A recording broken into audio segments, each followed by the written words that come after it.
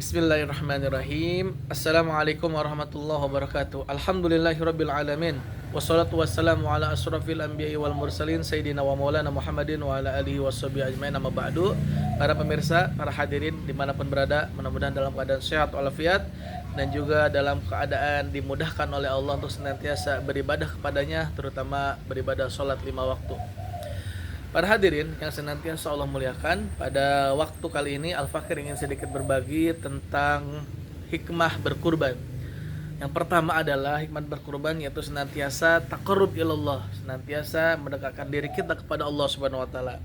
Dan setiap amalan yang kita lakukan, maka itu tujuannya adalah yang pertama biasanya senantiasa untuk mendekatkan diri kita kepada Allah Subhanahu wa taala. Yang mana semua orang ingin dekat dengan Allah Subhanahu wa taala. Maka daripada itu, kurban mengajarkan kepada kita untuk senantiasa melakukan perintah Allah, yaitu mendekatkan diri kita kepada Allah Subhanahu wa taala.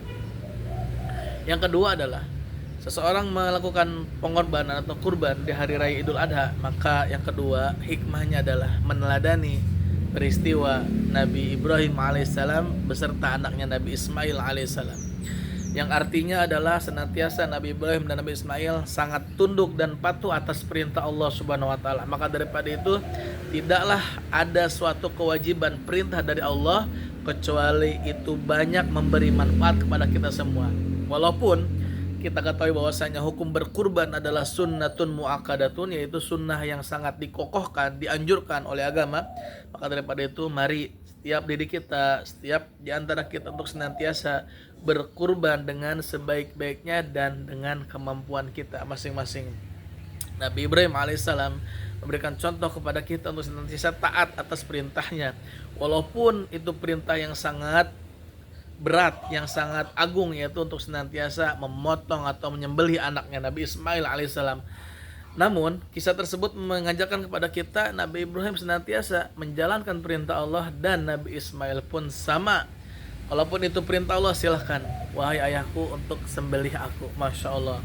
Apakah kita tidak iri, tidak ingin seperti itu keluarga kita, yang mana dua orang tersebut daripada ayah dan anaknya senantiasa taat kepada Allah Subhanahu wa taala? Karena taat menjadikan hamba-hamba tersebut dekat dengan Allah Subhanahu wa taala. Dan juga hikmahnya yang lain adalah senantiasa keluarga ini dari Siti Hajar dan Nabi Ibrahim dan Nabi Ismail senantiasa mengajarkan sebuah tauhid yang sangat kokoh kepada Allah Subhanahu wa taala, untuk senantiasa menggantungkan apapun, menggantungkan keinginan apapun kepada Allah Subhanahu wa taala. Yang ketiga adalah hikmahnya untuk senantiasa kita mau berbagi kepada tetangga-tetangga di sekitar. Dan kurban ini mengajarkan adalah amal ibadah sosial, untuk senantiasa potongan hewan-hewan yang sudah disembelih dibagikan kepada orang-orang tertentu, terutama orang fakir dan miskin. Dan mungkin bagiannya sudah banyak dijelaskan, boleh dibagi 1/2 atau bahkan 1/3. 1/3 buat yang berkurban, setengahnya lagi buat orang fakir miskin, dan 1/3 yang lain dibagi kepada orang siapapun buat hadiah, baik orang kaya atau orang yang memiliki harta yang berlimpah. Maka daripada itu, kurban mengajarkan kepada kita untuk senantiasa menghidupkan arti daripada sosial, kepedulian terhadap sesama manusia.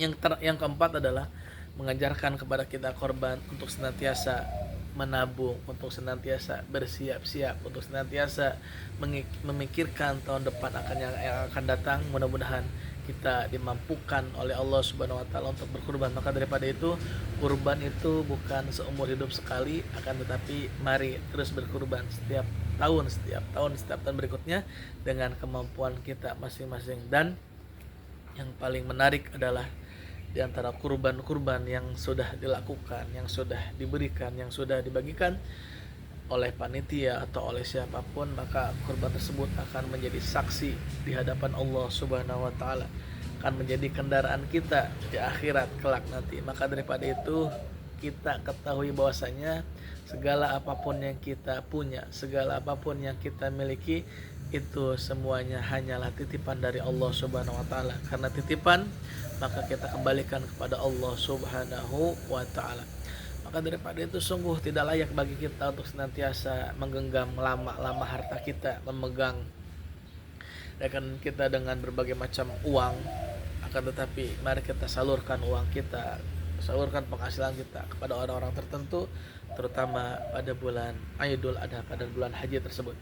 Maka daripada itu Al-Fakir mengajak pada pemirsa untuk senantiasa terus berkurban setiap tahunnya. Ketika sudah mampu kambing, besok-besok kita kurban sapi, karena kambing untuk 1 orang dan sapi boleh untuk 7 orang untuk patungan atau untuk kurban. Sekian dari Al-Fakir, mudah-mudahan bermanfaat buat hamba dan juga buat para pemirsa. Yang terpenting adalah mari terus berbagi kepada siapapun, terutama berbagi kepada orang-orang yang tidak mampu, apalagi orang yang tidak mampu itu adalah saudara-saudara kita. Dan juga berbagi itu ada seninya. Jangan sampai kita berbagi hanya sekedar berbagi saja. Akan tetapi berikan ilmu ketika kita berbagi kepada orang yang mohon maaf belum memiliki apapun, artinya belum memiliki pekerjaan. Maka ajarkan, aku kasih uang sekian, maka tolong gunakan dengan sebaik-baiknya dan jangan berdiam diri di rumah, akan tetapi keluarlah untuk mencari usaha dan jadilah Islam yang sesungguhnya. Islam yang sesungguhnya adalah Islam yang senantiasa mau memberi, bukan hanya meminta saja. Jadi Allah, Rasulullah mengajarkan mari untuk senantiasa menolong, memberi, bukan hanya meminta saja. Maka daripada itu al-yadul ulya khairum min yadis sufla, tangan kanan itu lebih baik, memberi itu lebih baik daripada meminta. Maka mudah-mudahan Allah senantiasa jadikan kita hamba-hamba yang peduli sosial yang tinggi, senantiasa mengajak masyarakat saudara kita untuk senantiasa berbagi agar kehidupan kita berjalan dengan normal dan diridhoi oleh Allah Subhanahu wa taala. Sekian, terima kasih, mudah-mudahan bermanfaat. Kesalahan dari Al-Fakir, kebenaran dari Allah Subhanahu wa taala. Hadanallahu wa iyyakum ajmain. Wassalamualaikum warahmatullahi wabarakatuh.